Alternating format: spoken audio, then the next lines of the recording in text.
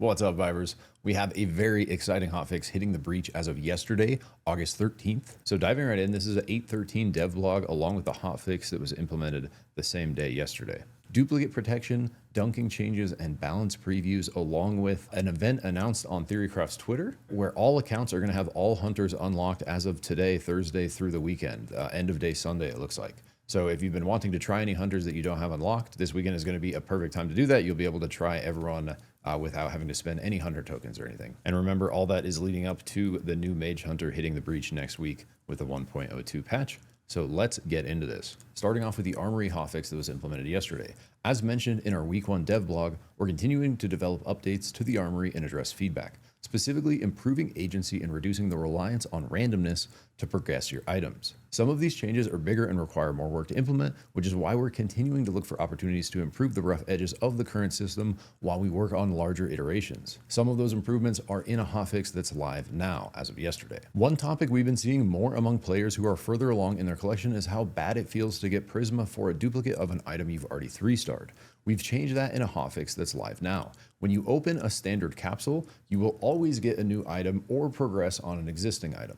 We'll also be updating the Forge to remove items you've already 3-stored from the daily weekly offers. And so we can see that right here in the 8.13 hotfix that went through yesterday. You will no longer roll items you've already 3-starred in standard capsules, and the Forge will no longer include daily or weekly offers from items you've already 3-starred. So Theorycraft reacting very quickly, not even waiting until the next patch, but implementing this through in a hotfix, reacting to passionate player feedback regarding the system. And then along with that, they're doing this mid-season boost. So some players are deep in their collection and have already received Prisma for duplicates of 3-star items, while others are just starting their SUPERVIVE journey today. As a thank you to the first and a warm welcome to the second, in 1.02, everyone who logs in will receive a mid-season boost in their mailbox with a collection of items in Prisma. So this will come in the middle of next week with the 1.02 patch. Moving on, we also see this call out to dunking, dunkers, and the dunking mechanic in SUPERVIVE. So it says, dunking abilities are another hot topic in the SUPERVIVE community, especially at higher levels of play. We like the variance that dunking abilities bring to combat in SUPERVIVE, but with the increase in Abyss and introduction of Gliding Heat in our 1.0 launch, they're feeling less fair and more binary. So we've been looking for ways to maintain the gameplay highs of dunking while making them require more work to earn, and essentially adding some measure of counterplay for the player getting dunked. In 1.02, abilities that dunk will apply more downward force and a longer stun to the opponent based on their health percentage. So if you land a dunk on someone at max health, they'll boop downward but have time to regain control of their character. If they're closer to half health, landing a dunk will still be lethal. And they have this little diagram here to demonstrate. We'll have to see how this ends up playing out, but basically introducing some kind of execution mechanic to dunking. And I know, people that play dunk characters might not like this, and people that play not dunk characters might really like this, but I think it might end up playing out really well for both sides. We'll have to see, obviously, but if I'm kind of understanding this correctly, right now when you get dunked, it's very much kind of like a binary thing, right? Where if you get dunked, there are very specific interactions that you can do to cancel it. E-plat being kind of one of the main ones, which is why E-plat was kind of added to shop as like a band-aid to this kind of over dunking that's happening in the new Abyss heavy world. But with this new system, it would be more of like a varied impulse generated. So instead of just instanting someone down, the impulse or the amount you actually push them downward is going to change based on their health percentage, right? So based on this diagram, it's like if they're half health or lower, it looks like you're going to get the maximum amount of force to push someone down, which means you would be able to dunk them from the 0-Z axis all the way down, right? But imagine you are looking to dunk someone with full health and they're below the neutral, right? There may be some distance closer to the floor, maybe like halfway down. If this is like an impulse-based system, you should still be able to dunk someone that's closer to the Abyss floor. Even though it's giving less momentum, you have less distance to cover if they're already kind of down, right? So we'll have to see if that's how it ends up playing out. You might still, if someone is trying to feather or is kind of down towards the Abyss floor, still be able to dunk people at full health, even with the less amount of momentum, right? Because they're just that close to the Abyss floor. Anyways, I think it's just going to add a lot more interesting gameplay interactions between dunking and getting dunked. rather than it kind of being this like on-off thing. They call it out right here, sort of binary. I think this is going to end up being more fun to play, probably for both sides. It's going to be more rewarding to get a dunk, and there's going to be some measure of counterplay to maybe not get dunked if you find yourself just out over Abyss. The coolest thing here is I think it's going to add a lot more kind of parity between dunking characters, where now the fights between the dunkers, like Kingpin's going against Brawls, Jin's going against Wukongs, there's going to be a lot more dynamic kind of battling happening in the Abyss between the actual dunkers themselves with a system like this. And so we'll see how it ends up playing out. But keep in mind, this is going to be just like the first iteration of this, so they will likely continue to fine-tune the dunking as well. So continue giving your feedback after we end up trying this next week with the 1.02 patch. To summarize this, it says, our goal is that this provides more opportunities for both the dunker and the dunkee to play around the mechanic. Dunkers should be looking to whittle down their enemies before going in for the kill shot, and dunkies no longer have to fear getting one shot while gliding at full health, and have the option to back off and heal before engaging in Abyss combat. It might also be more fun for dunkers because more people are willing to actually come out in Abyss instead of you just like sitting there waiting and no one coming, because they know that crossing the Abyss against a dunker is certain death if they hit their ability. Okay, now coming into Hunter balance, let's dive into what's on our mind at the moment in regards to gameplay and balance. Last patch, we buffed a couple underutilized boot options, and now that we have a bit more data, we'll likely be making some additional changes to some armory items that are proving more powerful than their counterparts.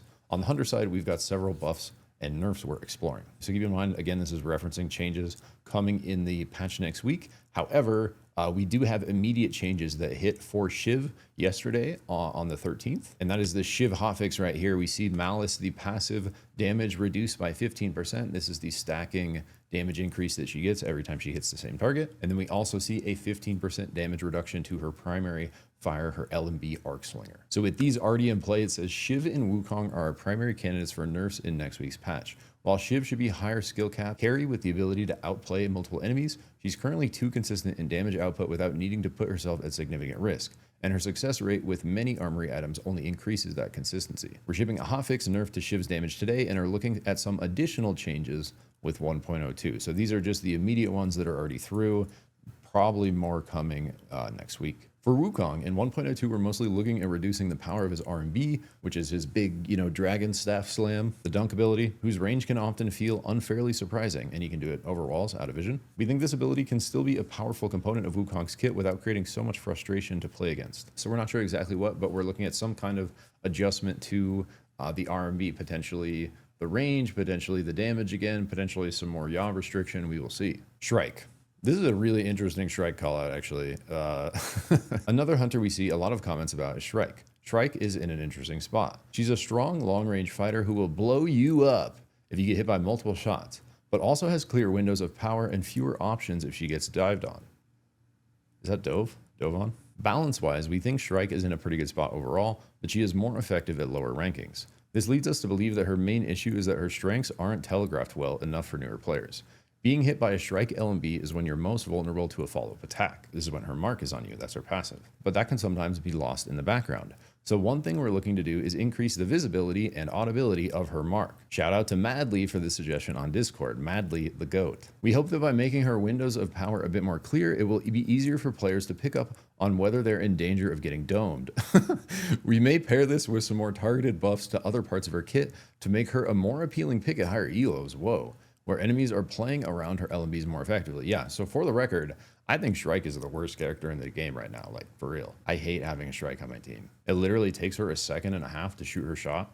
You can just use any amount of terrain nearby to avoid basically all of her damage. If you ever get hit by one of her shots, you just shift out and wait till the mark falls off to like re-engage. If you don't have any terrain nearby to like line of sight their shot so they can't hit you, you can basically just stand still as they're charging up their shot with their laser on you, right? As soon as they're about to shoot, like a split second before, you just move left or right, and oftentimes they can't react in time to actually hit you. So a little bit of practice doing that, just waiting like for the second they're like charging up, and then you just move a little bit, and then they just miss. And then you just get her to shift once, and then she has no options, and then she's just dead. So, and then moving on, it says, in terms of candidates for buffs, we're looking at changes for Eva, Saros, and Jewel at minimum. And we've also heard rumors about a Jewel rework for a while now. So we will see how much of this ends up playing into that. It says we gave Eva some love in our last balance patch, but she's still struggling to find her niche in the cast. We're exploring some bigger changes, specifically leaning into her unique orb gameplay. and giving her new ways to utilize them. Very interesting. So potentially some new orb mechanics coming into play here for Eva. Really cool, actually. For Saros, we're mostly looking to improve some frustrations around his kit, like the difficulty of entering your portals in certain placements or swapping from charge to basic shot too slowly. That's pretty cool. Saros has had some bugs and been needing some love for a while, so I love to see that. And then we also see this call out to Jewel has a unique playstyle revolving around her lightning orbs and dash resets, but has been feeling underwhelming since our 1.0 release. We're looking to improve her overall spell uptime, as well as some changes to make the comboing with her orbs more reliable, especially for experienced Jewel mains. So is this part of the Jewel rework, or is this some more temporary changes to tide things over while the full Jewel rework is still in play? I am not sure. If you love Jewel, you'll also love our boy Madly up here. Definitely give him a look on Twitch. He is playing Jewel all day, every day, most days. Very fun to watch. This isn't a comprehensive list of what's in the works. We've still got more changes planned for the next patch and beyond. See you back here next week for the introduction of a new hunter who's mixing up a set of concoctions for enemies and allies alike. Ooh, so like an alchemist. That's actually really cool. Alchemist mage. The Vive team. Appreciate you guys. TC Devs, we love you. And that's all we got for this one. Remember, all the hunters are going to be unlocked from today through Sunday. So if you're looking to try any new hunters, perfect time to do that. And we will surely be back with a patch notes video next week when 1.02 hits, as well as hopefully a guide for the new hunter. With that, I just want to thank you so much for watching. Remind you to take care of yourself and keep vibing. Catch you in the next one. Peace.